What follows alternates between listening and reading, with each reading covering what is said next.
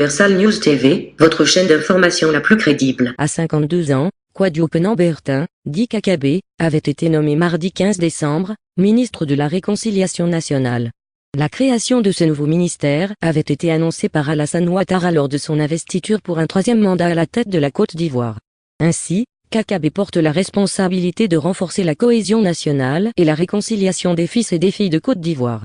Sa feuille de route prévoit une tournée nationale à travers le pays.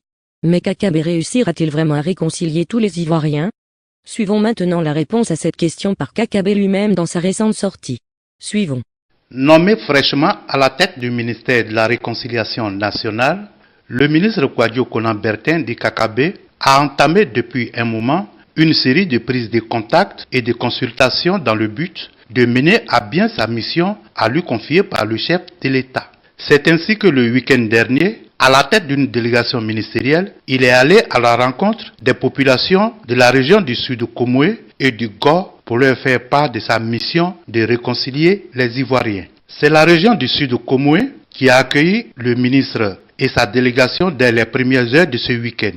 Après donc les civilités au préfet des régions, le cortège du ministre s'est ébranlé vers Krenjabo, au siège du royaume du Saint-Louis, où il a été reçu par le roi Nana Amo Ndofu V pour les civilités. Je suis venu voir le roi du sang, parce que je suis son fils, parce que je suis le fils de l'un haïtien. Je suis venu dire au roi que cette mission, c'est sa mission. Sa mission de réconcilier les Ivoiriens. C'est pourquoi, monsieur le ministre Traoré, je me dépêche pour venir accepter ce mandat. Profitant de sa présence à Krenjabo, il rendit visite à la famille du défunt Elengan, celui qui fut son père, pour le dépôt d'une gerbe de fleurs sur son mausolée. Cet ancien maire d'Aboisseau, ancien dignitaire du PDCI RDA, fut son bienfaiteur, son soutien dans ses années universitaires. Pour clore donc cette visite dans le sud de Comoé, c'est à la place publique du village qu'il a délivré son message de réconciliation à la population. La politique n'a de sens que parce que la vie existe, parce qu'il y a la vie. Or la vie là, c'est Dieu qui la donne. Parce que c'est Dieu qui la donne, laissons à Dieu, à lui seul, le droit de prendre la vie à qui il veut, quand il veut. Nul n'a le droit, surtout pas pour des raisons politiques, nul n'a le droit d'ôter la vie à son prochain. Or, le pays d'Houphouët-Boigny, depuis qu'Houphouët-Boigny est mort, à quoi assiste-t-on? La Côte d'Ivoire est devenue un vaste cimetière à ciel ouvert. Et pour quelle raison? Parce que quelques-uns parmi nous veulent devenir président de la République. Houphouët-Boigny a régné pendant 30 ans, même plus. Il a bâti un pays.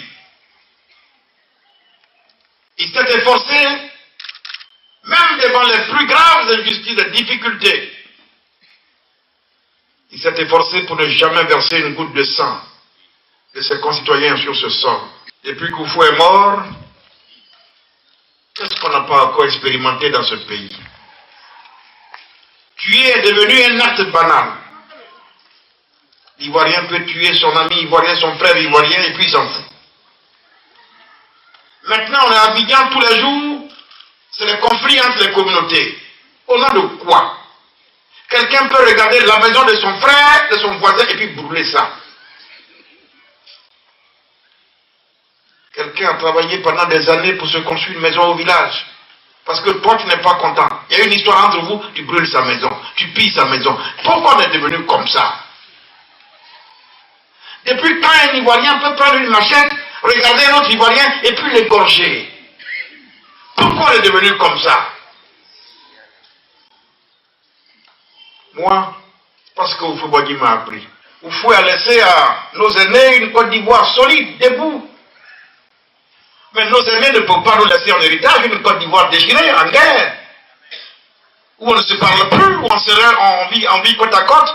et on se regarde en chien de faïence, mais bien sûr que c'est la responsabilité du président Alassane, c'est aussi celle de Bédié et c'est celle de Laurent Gbagbo. Si j'ai accepté la mission que monsieur le président me confie, c'est parce que je trouve en ce moment-ci le président Alassane Ouattara dans les bonnes dispositions pour aller à la paix et à la réconciliation. Mais quand vous avez la chance d'avoir le premier magistrat, le chef de l'État lui-même, qui est dans cette disposition d'esprit, il faut l'accompagner.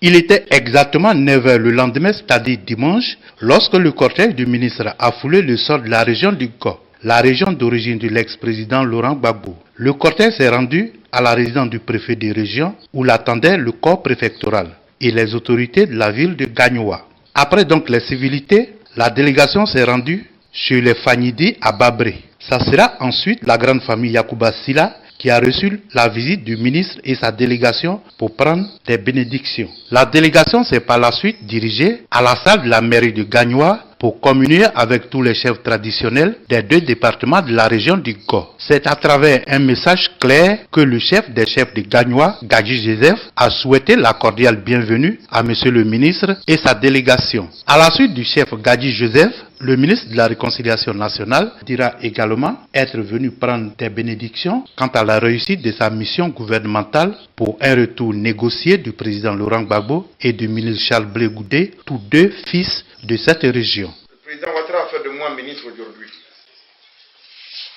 Mais moi, je suis PDC hier d'ailleurs. En 2015, j'ai été candidat contre le président Alassane.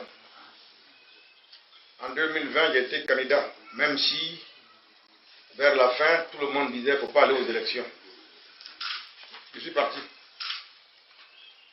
En 90, l'opposition s'était réunie comme ça. Et puis ensemble, ils ont signé un papier, on dit qu'il ne faut pas aller contre Oufoué. Gbagbo est parti. Gbagbo est devenu président dans la vie. Moi, je ne fais aucun mal à personne. Quand on a une constitution, il faut la respecter. Moi, j'étais député. Et je suis venu ici, même nuitamment à Blouson, quand on devait enterrer la main de Gbagbo. J'étais député de Port-Boué, grâce à mon pouvoir habillé. Un député PDCI. J'ai été le premier Ivoirien, je suis parti à la haie, saluer Gbagbo quand sa main est décédée. C'est vrai qu'à cette époque, beaucoup pensaient que oui, je suis en campagne. Parce que je cherche la voix des militants. C'est même les militants du FPI même qui pensaient ça. Mais Dieu, il a mis à chacun de nous un cœur. C'est pour qu'on soit sensible. Et la politique ne peut pas faire de sorte qu'à la place du cœur, on ait un caillou. Moi, je suis respectueux d'une chose. La vie, elle est sacrée. Et on doit respecter la vie. Aimons-nous les uns les autres. C'est ce qu'on enseigne à l'église tous les dimanches. Puisque même dans l'homélie, le prêtre, à un moment donné, va vous dire j'avais soif, tu m'as donné à boire. J'étais nu, tu m'as habillé. J'étais en prison, tu m'as visité. Mais quand est-ce que j'ai fait tout ça? Chaque fois que tu l'as fait pour quelqu'un, tu l'as fait pour moi. Donc finalement, là, on cherche Dieu loin. Mais Dieu, là, c'est elle, c'est toi, c'est lui, c'est moi, c'est Dieu. Si on veut que Dieu nous aime, aimons-nous. Et à cause de la politique, on ne peut pas se haïr. Blé Goudé, il est pro-Gbagbo. C'est mon ami. Quand on est sur les débats à télé, là, vous voyez bien. Quand on a fini, on est le soir. Parce que nous, là, on va faire la politique demain. La politique ne peut pas faire de nous des ennemis. Non. On va dire aux Ivoiriens, voilà ce que moi je pense bon pour la Côte d'Ivoire. Blé Goudé va dire pour lui, et les Ivoiriens vont écouter et ils vont dire, c'est Blé Goudé qui a raison, ou c'est Kakabé qui a raison, et ils vont choisir librement. Parce que les Blancs font partout, et leurs pays sont devant. C'est autour de 16h que le ministre et sa délégation ont pris la direction de Mama, le village natal du président Laurent Gbagbo, où il s'est entretenu avec la population. C'est une lourde responsabilité que le chef de l'État nous confie. En même temps qu'il investit en nous sa confiance. Nous devons nous battre non seulement pour relever le défi, mais pour mériter cette confiance du chef de l'État. Parce que je mesure l'ampleur de la mission, j'ai besoin de prendre mes repères. Et je pense que c'est dans le pays profond, auprès des couches sociales, qu'il faut aller à la recherche de ces repères. Hier, en effet, j'étais dans le Sambi, où je me suis entretenu avec le roi du Sambi. Mais avant lui, j'étais à Bonoa, j'étais à Yaou, avec les deux rois également. J'ai été rencontrer la chambre des rois et chefs traditionnels de Côte d'Ivoire. Parce que par définition, ce sont eux les gardiens de nos us et coutumes. Et ils ont pour mission quotidienne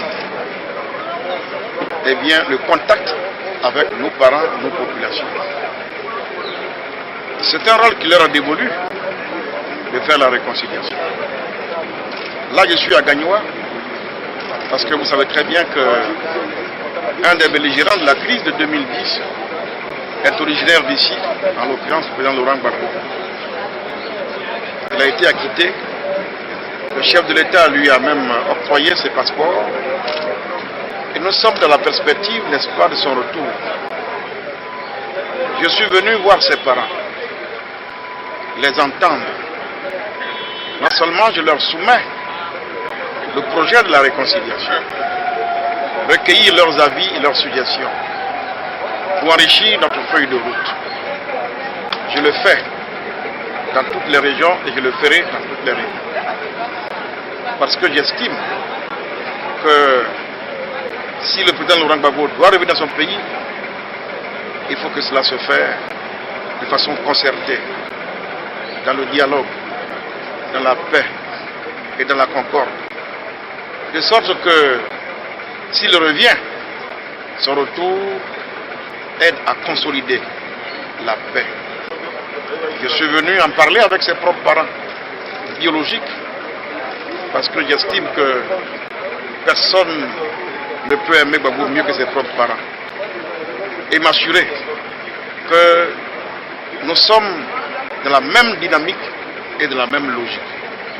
Je n'aurais pas comblé, satisfait, parce que j'ai trouvé un peuple bêté, conscient des enjeux du pays, qui, lui, est prêt à jouer sa partition pour que nous rentrons définitivement dans la paix. Voici la note qui me réjouit. Il m'a donné des gages.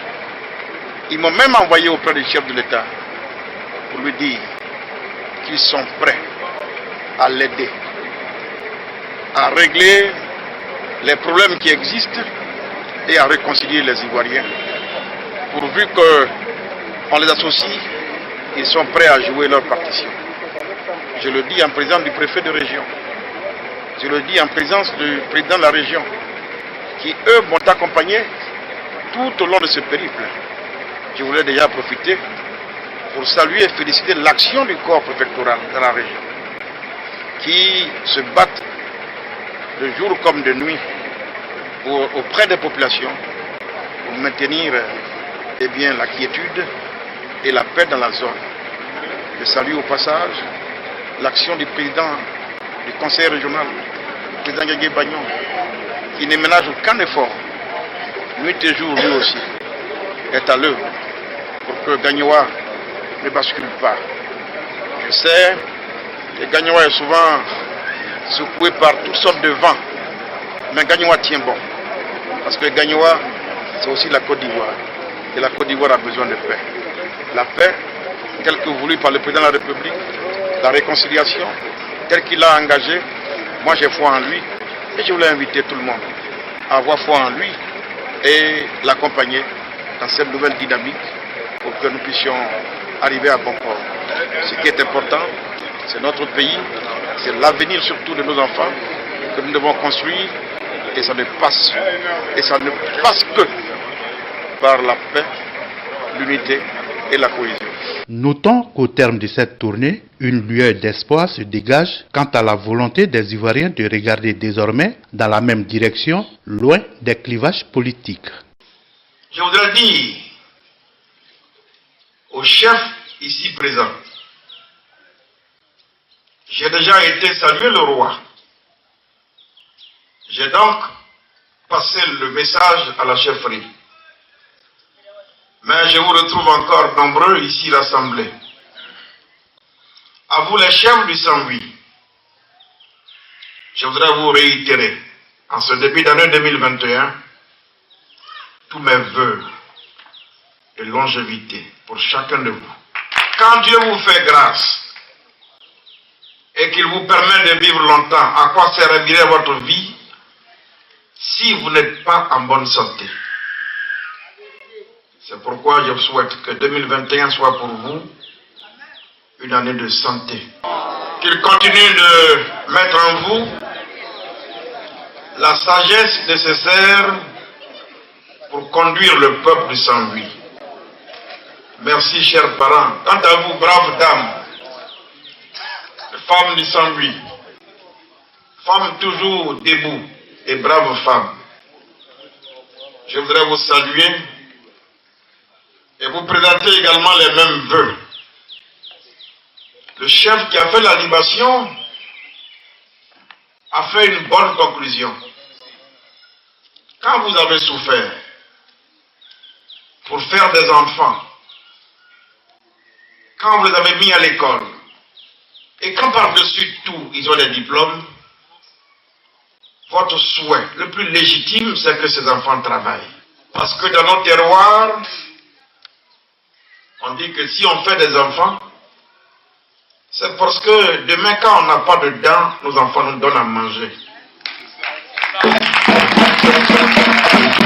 Les parents ne peuvent pas héberger leurs enfants jusqu'à l'âge de 50 ans, 55 ans. Les enfants sont encore chez leurs parents. Un tel parent aura échoué dans sa vie. C'est cette leçon-là que je retiens en tant qu'homme politique. Parce que la politique, nous la faisons pour améliorer la vie de nos concitoyens, la vie du peuple.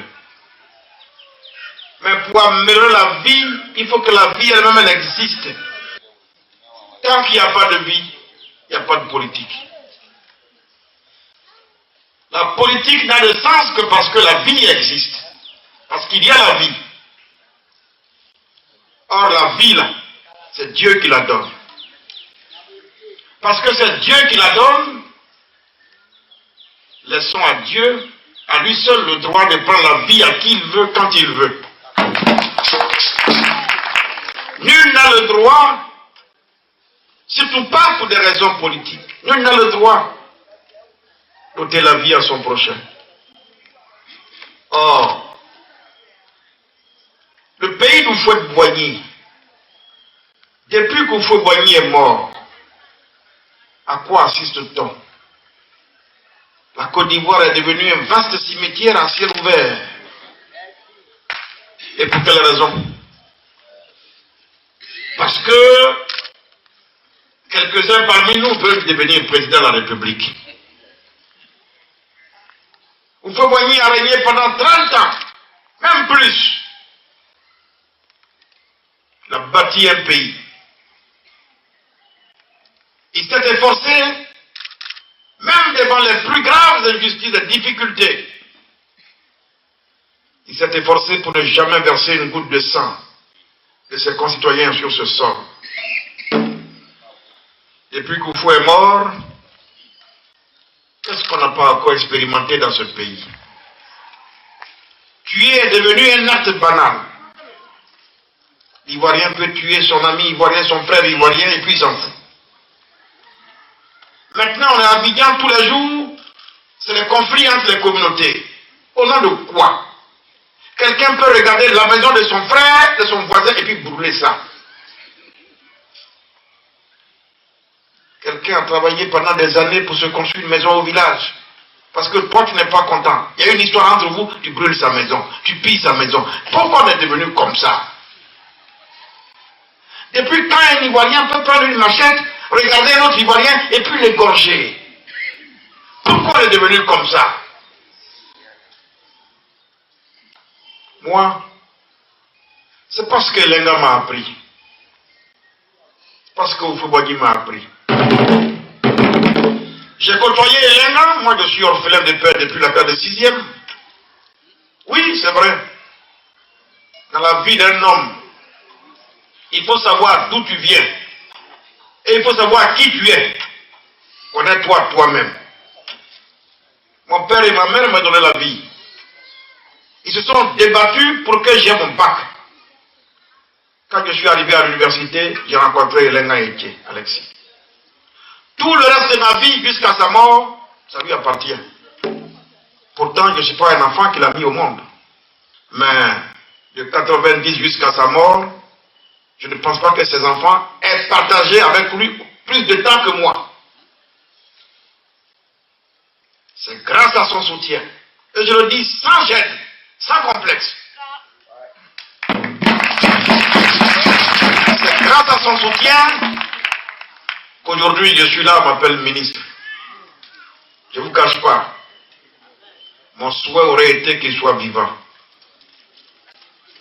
Que je vienne dire à Elenga, voici le fruit de tes efforts.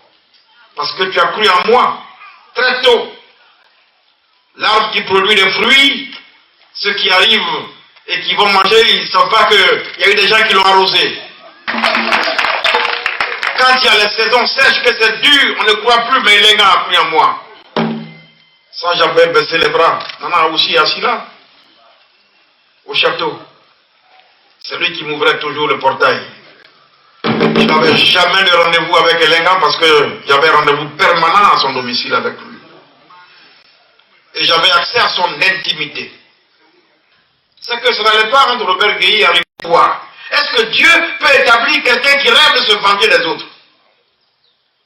Dieu n'établit jamais les revanchards. Donc, président Bédier, je te demande pardon. Ça va être un exercice difficile, mais il faut que tu démontres à ton Dieu que tu peux pardonner. C'est à ce moment-là que Dieu peut peut-être te donner encore une seconde chance. Je suis venu te dire, il faut que tu tendes la main à Robert Guéhi. Il faut que tu tendes la main à Alassane Ouattara. Qui peut dire ça à Henri Konan Bédier? Et je dis, bon, dans ce cas, je vais à Bouessesso chercher Robert Guéhi pour l'amener faire la paix avec Henri Konan Bédier. Je suis venu trouver Elenga Etier. Je dis, Elenga, voici mon projet, monsieur le maire.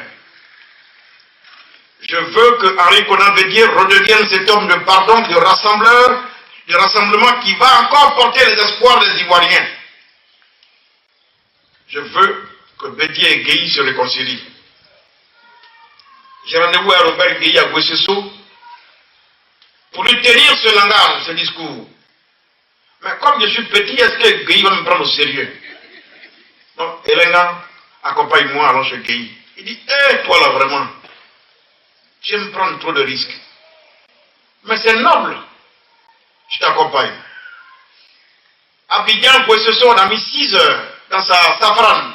On était 2. Non, on était 3. J'avais un garde-corps, un ami. Et puis le maire me dit, pauvre étudiant comme toi, tu ne sais pas conduire, et toi et moi on doit voyager. Donc, qui est le chauffeur? Il dit, comme il ne sait pas conduire, forcément c'est toi qui es le chauffeur. Il dit, bon, assieds-toi derrière, je vais te conduire, et tu me dis, comment ça fait que de voir un maire conduire un pauvre étudiant comme toi? Et il m'a conduit jusqu'à Bouessesso, et à la descente, il me dit, mais oui, alors dis-moi, il dit oui, ça produit un grand honneur de se voir conduit par un maire quand on est pauvre étudiant comme moi. Bref, Elenga croyait en moi, à telle enseigne qu'il ne me refusait rien. Et on a fait cette mission. Quand on est revenu de Bouessesso, il m'a dit, ah mon fils, Ton affaire, ça là, c'est compliqué. Hein. On a convaincu Robert Gueye va venir, mais moi, Elena, je n'ai pas dit à Ricola Bédié d'aller parler à Gueye. Toi, il faut aller lui dire ça. Il dit non, c'est toi qui es le papa. Il dit non, non, va déblayer le chemin d'abord. Bon. Le reste, c'est que nous sommes retrouvés devant Henri Konan Bédié, Elenga et moi, plus les envoyés de Robert Gueye. Et Bédié a dit la chose suivante.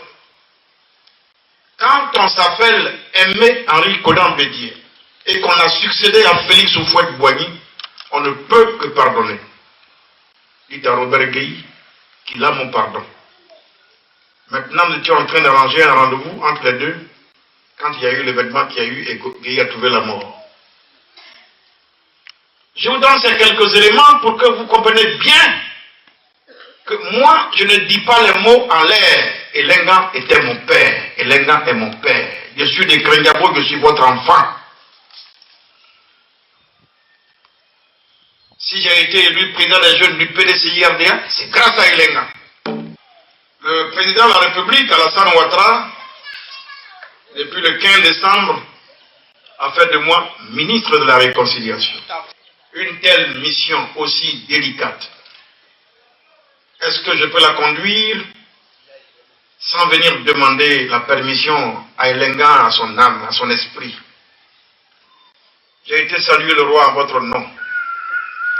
Et je lui ai confié, en confiant au roi, je confie au peuple sans lui la mission de la réconciliation.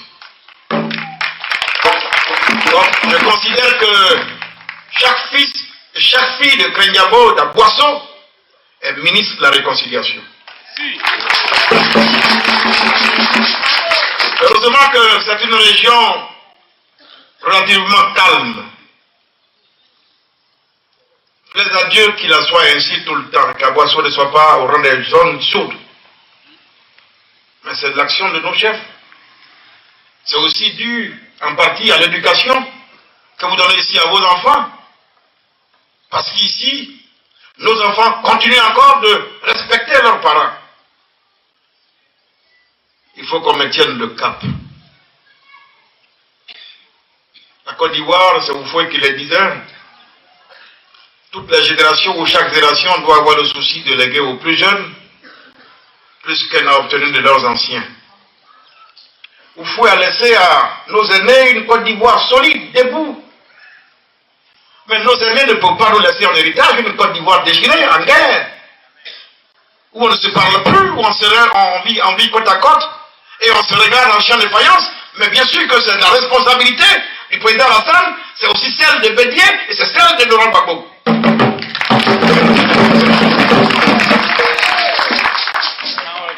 Les trois sont dans l'obligation de parler paix, de parler réconciliation, de parler unité. Moi, j'ai accepté. Tout le monde sait que je ne suis pas RDA, je ne suis pas RADP, je suis PDCI-RDA. Ce n'est pas les exclusions fantaisistes qui vont me faire changer. Je ne dirais pas arbitraire. Je resterai PDCI, je suis PDCI, c'est le parti d'Houphouët. Et j'ai fait le choix d'être dans le parti d'Houphouët. Je n'ai pas de chemin en dehors de celui-là. Et c'est ça mon chemin. Et personne ne peut me pousser vers un chemin dérobé. Mon chemin, il est connu. C'est le chemin du PDCI-RDA. Et je dis, si j'ai accepté la mission que M. le Président me confie, c'est parce que je trouve en ce moment-ci le président Alassane Ouattara dans les bonnes dispositions pour aller à la paix et à la réconciliation. Maintenant, vous avez la chance d'avoir le premier magistrat, le chef de l'État lui-même, qui est dans cette disposition d'esprit. Il faut l'accompagner. Il faut l'aider. Il ne faut pas encore nous tirer vers le bas. Il faut l'accompagner. Moi, je ne suis pas un homme de boycott. En 1995, Henri Konan Bédié était candidat avec Francis Baudhier. Alassane et Gbagbo ont fait boycott. Je ne peux pas condamner le boycott en 1995 et puis venir moi-même, parce que ça m'arrange, faire boycott en 2020. Boycott, c'est pas bon, chers parents. Ne faites jamais de boycott actif, même si c'est votre fils Awale qui vous dit faisons boycott. Awale, assois-toi, tiens un verre d'eau, calme ta colère, après avoir parlé.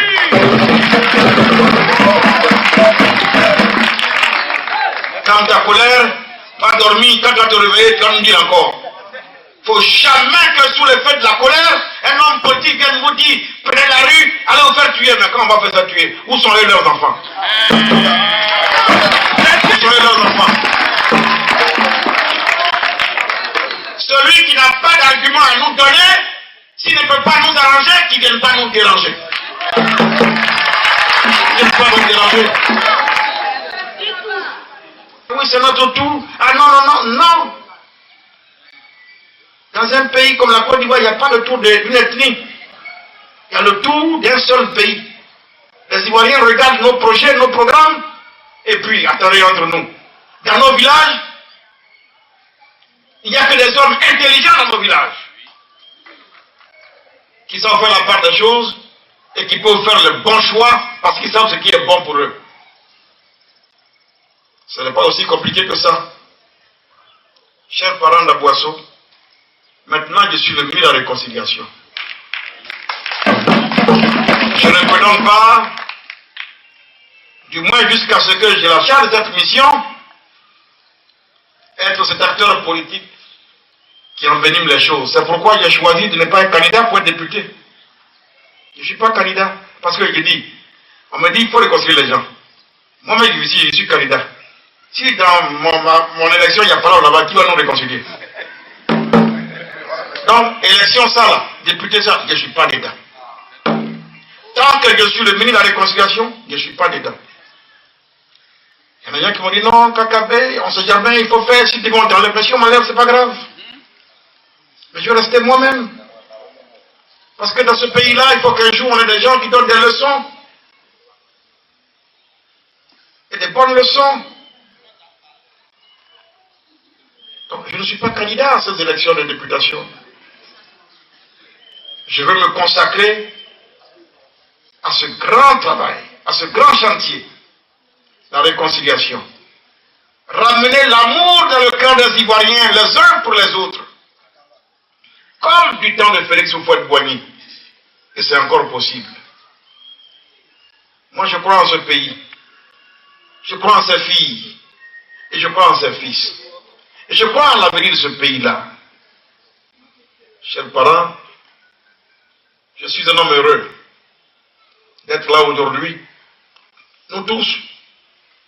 Le jour où on allume la télévision, la radio, quand vous me voyez, il faut dire Lengambo. Alors donc, c'est sur cette note-là que, chers parents, je voudrais prendre mes propos en vous remerciant, vous les jeunes.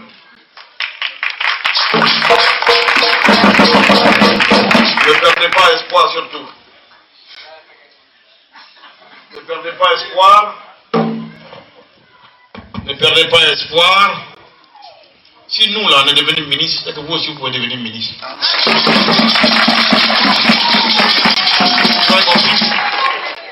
Voilà. Donc, allez-y à l'école. Donc, il faut prendre vos études au sérieux. Il ne faut jamais prendre pour prétexte le fait que les parents ont des problèmes pour dire « je ne vais pas à l'école ». Il y a toujours une solution pour avancer à l'école. J'en suis convaincu. Il y a toujours une solution. Si nous, là, on a réussi, là, je sais qu'il y a toujours une solution. Ne marchez jamais avec les hommes politiques qui vous invitent à poser les barricades. Vous voyez, il y a bâche ici, non? C'est un homme qui a posé les bâches. C'est pas ça? Ce n'est pas vos parents qui vont poser les bâches pour qu'ils s'asseyent en bas. C'est vous qui posez les bâches, vraiment, n'est-ce pas? Quand tu as 15 ans, tu poses les bâches. Tu as 20 ans, tu poses les bâches. Tous s'asseyent en bas. Mais ta maman est à la maison. Mon fils est sorti. Quand tu viens, ah, maman, je suis allé, on a posé les bâches. Ok. À 15 ans. À 20 ans, maman, on a posé les bâches. Ok. À 30 ans, maman, on a posé. À 40 ans, ah, mon fils. Mais à quel moment d'autres vont mettre les bâches pour toi? Vous avez compris? N'acceptez jamais de prendre les bâches jusqu'à 50 ans. Si à 50 ans, tu continues de poser encore les bâches, pose-toi des questions. Celui que tu suis là, est-ce qu'il tient compte de toi? Il faut rappeler que Kakabé était quasiment le seul adversaire d'Alassane Ouattara à la présidentielle du 31 octobre, et il avait été crédité de 1,99% des suffrages. Ici, Christine Muriel, pour Universal News TV. Merci de suivre Universal News TV sur YouTube. Nous vous rassurons que les informations que nous diffusons au quotidien sont suffisamment crédibles. Alors, n'hésitez pas à liker la vidéo si elle vous plaît, et si vous êtes nouveau sur la chaîne. N'oubliez pas de vous abonner et d'activer la cloche de notification pour ne pas rater nos prochaines vidéos.